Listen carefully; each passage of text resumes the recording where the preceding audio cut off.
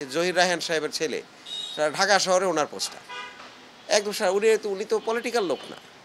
সারা ঢাকা শহর উনি একদম যেখানে সেখানে পোস্টার লাগিয়ে তো নান্দনিক একটা পরিবারের সন্তান যদি এই ধরনের কাজ করে তাহলে আমরা যাব কোথায়? একজন রাজনীতিবিদ যাকে আমরা অনেকেই খুবই পছন্দ করেন, কারণ এই জেনারেশনের পলিটিশিয়ান, কিন্তু উনিও রাস্তাঘাটের ওনার অনুসারীরা এটি উনি জানেন কি জানেন না, আসলে এটা একটা প্রশ্নবিদ্ধ বিষয়। কিন্তু সারা রাস্তাঘাটে বিলবোর্ড, স্মার্ট বিলবোর্ডে যেরকম আছে একইভাবে কিন্তু পোস্টারিংটাও করা হয়েছে। তো সুতরাং তাহলে এই পরিবর্তনটা কোথায়? বিহেভিয়ার তো একটা পরিবর্তন আনা লাগবে।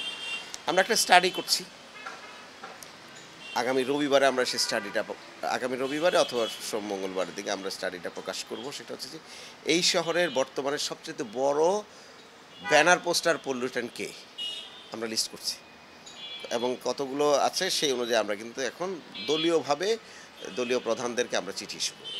তো সুতরাং এক ধরনের এটা এক ধরনের অ্যাওয়ারনেস এবং এক ধরনের সোশ্যাল পলিটিক্যাল চাপ প্রয়োগ করা, আমরা সেটা করব। এবং এরপরেও যদি ওনারা না থামেন কিংবা এটা না কমান, তাহলে আমরা মানে জরিমানা করা শুরু করব। এবং অলরেডি আমরা প্রায় কয়েক লক্ষ টাকা কিন্তু শুধুমাত্র নোংরা করার কারণে জরিমানা করেছি গত 2 সপ্তাহে। আমরা যেহেতু একদিকে কাজ করছি, আবার জরিমানাটাও আমরা করছি। তারপরেও যদি না থামে আমরা এটা নির্বাচন কমিশনকে জানাবো। তো সুতরাং প্রথমেই আমরা আসলে ভোট প্রায় 17-18 বছর পরে ভোট হচ্ছে, এটা বড় বাংলাদেশের সবচেয়ে বড় উৎসবগুলোর মধ্যে একটা। ঈদের পরে ঈদ তো অন্য উৎসব, বাট রাজনৈতিক উৎসব এর চেয়ে বড় উৎসব নাই। তো এই উৎসবটা উৎসবমুখর থাকুক, আমরা এটাতে আসলে বিরক্তও করতে চাই না, কিন্তু উৎসবমুখরটা তো আরও অনেকভাবে করা যায়। হ্যাঁ, শহরটাকে আজকে যদি কোনো প্রার্থী ঘোষণা করতো যে আমি কোনো ডিজিটাল ব্যানার ইউজ করবো না, পোস্টার ইউজ করবো না, এইটাতে যে পজিটিভ মার্কেটিংটা ওনার হতো। আর এখন যেটা করছেন এটা থেকে সম্পূর্ণ উল্টোটা হতো, কিন্তু আপনি খেয়াল করে দেখেন, তাই না? উল্টোটা হতো। এবং আমরা তো এরকমই চাচ্ছিলাম যে কোনো ধরনের ব্যানারিং যিনি করবে না, বলে এসেই বলবেন যে আমি আমি আমার কনস্টিটিউয়েন্সিতে কোনো নোংরা করবো না। This is the reflection of that respected মানে ক্যান্ডিডেট, যে উনি আসলে কী পরিবর্তনটা নিয়ে আসবেন।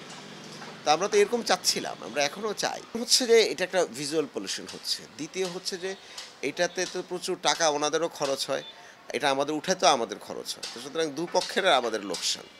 3 নম্বর হচ্ছে যে এগুলো তো সিঙ্গেল ইউজ প্লাস্টিক, এবং খুবই নিম্নমানের প্লাস্টিকগুলো কিন্তু এখানে ব্যবহার করা হয়।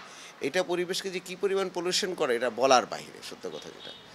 এবং আমাদের ল্যান্ডফিলগুলো হচ্ছে এক্সপায়ার করে গিয়েছে, সেখানের মধ্যে বারবার প্রতি মাসে যদি আমরা কয়েক লক্ষ এই ব্যানার পোস্টার আমরা অপসারণ করি, তাহলে আপনি এটা ইন্টেন্সিটি চিন্তা করেন কী পরিমাণ পলিউশন আমরা নতুন করে করছি। আর এই ব্যানার পোস্টার আমরা যেগুলো অপসারণ করছি এগুলো হচ্ছে শুধু রাজপথে, আমরা কিন্তু ওয়ার্ডের ভিতরের গলিগুলোতে পাচ্ছি না, আমাদের সক্ষমতা নাই। তো ওয়ার্ডের ভিতরের গলিগুলোতে আমরা আমাদের হিসাবে আমরা যা অপসারণ করি তার থেকে আরও 10 গুণ আছে, কারণ ওয়ার্ডের ভিতরে নেটওয়ার্কগুলো অনেক বড়। তো একটা মানুষ ঘর থেকে বের হয়ে এগুলো দেখতে দেখতে দেখতে দেখতে যাবে না, একটা শহরে সে যাবে একটু সুন্দর। এমনি এই শহরটা পলিউশনের শহর। ঢাকাকে এখন তো পলিউশনের শহরই বলা হচ্ছে, বায়ু দূষণের খারাপ অবস্থা, এভরিওয়্যার আপনি দেখবেন কনস্ট্রাকশন সাইট চলতেছে, আমরা শুধু শুধু হর্ন বাজাই। তো এই পরিবর্তনগুলো তো আমাদের পলিটিক্যাল পার্টির থেকে আমরা আসলেই ম্যান্ডেট কিংবা নেতাদের কাছ থেকে আমরা বেশি চাই।